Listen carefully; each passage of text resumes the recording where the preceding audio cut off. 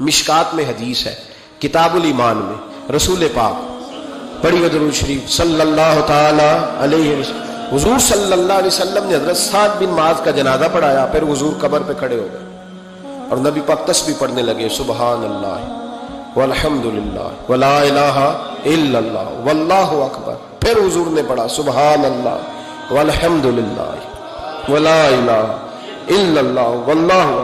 حضرت انس بن مالک کہتے ہیں حضور کے چہرے کا اچانک رنگ بدلا، آنکھوں میں آنسو آئے.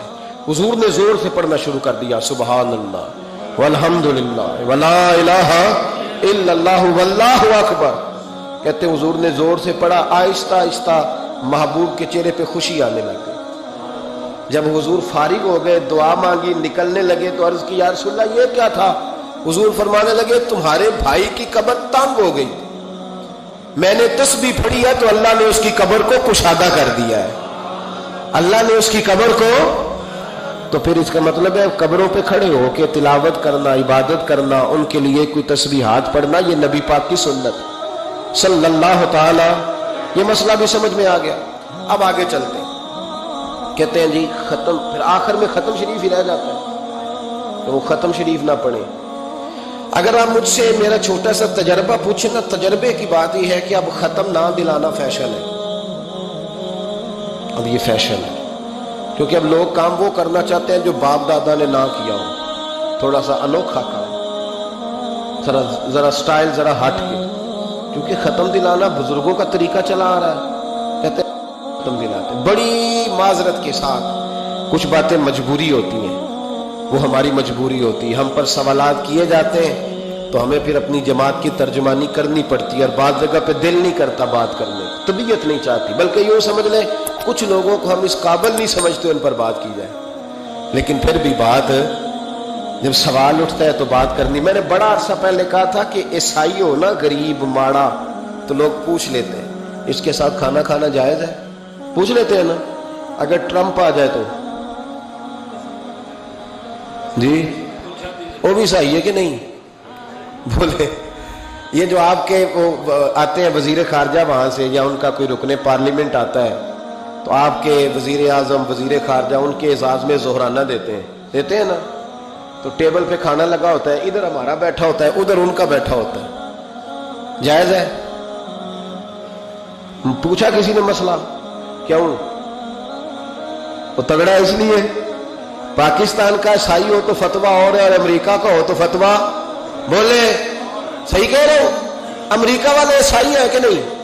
سارے عیسائی ہیں. تو ٹرمپ آ کے بیٹھ جائے سعودی عرب کے بادشاہ کے سامنے، چلو کھلی بات کر لیتے، اس کے ساتھ کھانا پینا جائز ہو جاتا ہے. اور اگر عیسائی ماڑا ہو، پاکستان کا ہو، مزدوری کرتا ہو، پھر سارے لوگ پوچھتے ہیں نا مسئلہ کہ حضرت صاحب عیسائی سے کھانا جائز ہے. تو میں نے کہا بھائی ٹرمپ کے ساتھ بھی کھانا ناجائز ہے. ناجائز ہے کیونکہ اسے پاکی پلیدی کا نہیں پتا. جن چیزوں کو آپ ناپاکی سمجھتے ہیں ان کو خبر ہی نہیں کیا کرنا ہے. ہوتا یہ ہے کہ جب اب دیکھیں نا کچھ عرصہ پہلے لاہور میں ایک بڑا جنازہ ہوا تھا. وہ لوگ جو کہتے ہیں نماز جنازہ کے بعد دعا نہ کرو حرام ہوتی ہے، یعنی پہلے تو کہتے تھے ولیوں سے نہ مانگو، اب کہتے ہیں اللہ سے بھی نہ مانگو. یعنی جنازے کے بعد دعا یعنی اللہ سے بھی نہ مانگو. تو پہلے عام آدمی کے لیے فتویٰ اور تھا، لیکن اگر سابقہ وزیر اعظم کی بیوی کا جنازہ ہو تو پھر فتویٰ پھر کیسے جائز ہو گئی؟ اب دعا جائز ہے؟ یہ ظلم ہے، یہ امت کے ساتھ یہ زیادتی ہے. ابو داؤد کی حدیث ہے، رسول پاک علیہ السلام نے فرمایا جب تم جنازہ پڑھ لو تو فخلصوا لہ الدعاء، پھر مرنے والے کے لیے مخلص ہو کے دعا مانگو. مانگنی چاہیے نا. لوگ افتراق پیدا کرتے ہیں، فرق یہ درست نہیں ہے. امت کے اندر یہ آپ نے بات یاد رکھنی ہے، ہمیشہ سے اولیاء کے آراز کا سلسلہ ہے، عرس منائے جاتے ہیں، ان پر ختمات شریف ہوتے ہیں. اب ختم شریف کے حوالے سے سن لیں. رسول کریم علیہ السلام نے ہمیں ایک دعا بتائی ہے کھانا کھانا. کہتے ہیں آگے کھانا رکھ کے قرآن شریف نہیں پڑھنا چاہیے. کھانا آگے رکھ کے آپ بسم اللہ شریف پڑھتے ہیں؟ پڑھے ذرا، پڑھتے ہیں نا ماشاءاللہ. یہ قرآن پاک ہے کہ نہیں؟ تو روٹی جائز ہوئی کہ ناجائز ہو گئی؟ برکت والی ہو گئی. بلکہ حضور نے فرمایا جو بسم اللہ نہ پڑھے اس کے ساتھ تو شیطان شریک ہو جاتا ہے. تو ہم تو بھائی ہر روٹی ختم پڑھ کے کھاتے ہیں. ایک آئے تو ہم ہر کھانے سے پہلے پڑھتے ہیں. تو آپ اس بات سے منع کر رہے ہیں, کہتے چلے جی آپ پڑھ لیں, آیتیں پڑھ لیں, پھر دعا نہ مانگے. لو سن لو, سامنے کھانا رکھ کے دعا.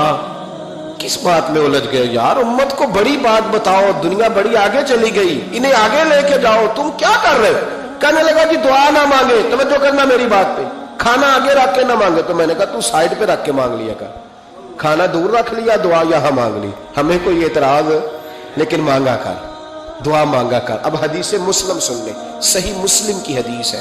رسول کریم علیہ السلام کے صحابہ تبوک سے واپس آ رہے تھے, اور وہ سینکڑوں میں نہیں ہزاروں میں تھے. کھانا ختم ہو گیا, پانی بھی ختم ہو گیا. صحابہ کرام نے مشورہ کیا, اب اس طرح کرتے ہیں, ایک ایک اونٹ ذبح کرتے ہیں, ذبح کر کے اونٹ پکانا شروع کرتے ہیں. ختم شریف کی بات عرض کر رہا ہوں کیونکہ اب ختم ہو گیا. سارے جمع ہو کے حضرت عمر کے پاس گئے, کہنے لگے حضور اس طرح کریں, ہم ایک ایک اونٹ اب ذبح کریں گے اور اسے کھائیں گے. حضرت عمر فرمانے لگے اونٹ ذبح کر لو گے تو سواری کس پہ کرو گے؟ کہ حضور پھر کیا کریں؟ فرمایا جتنا جتنا کھانا تمہارے پاس ہے نا میرے پاس لاؤ. کسی کے پاس اتنی سی کھجوریں تھیں, کسی کے پاس آدھا کلو سرکہ تھا, کسی کے پاس چند بچے ہوئے ٹکڑے تھے. سارا کچھ حضرت عمر کے پاس لائے. جناب عمر نے اپنی چادر میں, اپنے صافے میں سارا کچھ باندھا, سیدھے دروازہ رسول پہ پہنچ گئے. نبی کریم علیہ السلام کے آگے کھانا رکھ کے, آگے لنگر رکھ کے حضرت عمر کہنے لگے یا رسول اللہ ذرا برکت کی دعا کر دے. ہزاروں میں لشکر ہے. یہ نظریہ ہے جناب عمر فاروق کا, یہ طریقہ ہے حضرت عمر کا. نہ اس طرح کرو, امت کو نہ لڑاؤ. میرے رسول کریم علیہ السلام کے غلام نے, حضرت عمر نے کھانا آگے رکھا تو حضور مسکرائے. گویا حضور کہنے لگے عمر تو طے تک ہی پہنچ گیا ہے. حضور مسکرائے اور مسکرا کے محبوب نے ہاتھ اٹھائے, دعا فرمائی. حضرت عمر کہتے ہیں جب میں اٹھا کے لے گیا تو وزن اس کا اتنا ہی تھا, جب میں لایا تھا جتنا وزن تھا وزن بعد میں بھی اتنا ہی تھا. فرماتے ہیں میں نے وہ کھول دیا, اتنا سا کھانا تھا. میں نے کہا لو بھی کھاتے جاؤ.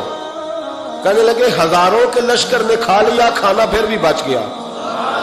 فرمانے لگے واپس مدینے آنے تک ہم کھاتے رہے پر وہ کھانا ختم نہیں ہوا. یہ ہے کھانا آگے رکھ کے دعا کرنے کی برکت. یہ ہے کھانا آگے رکھ کے, یہ دعا کرنے کی برکت ہے. کھانا آگے رکھ کے. درویشوں کا لنگر کبھی ختم نہیں ہوتا. درویشوں کا لنگر کن کا میں کن فصلہ ٹے کن ہووے بخت سولا, دنیا آوے کھا کھا جاوے راضی ہووے بلا.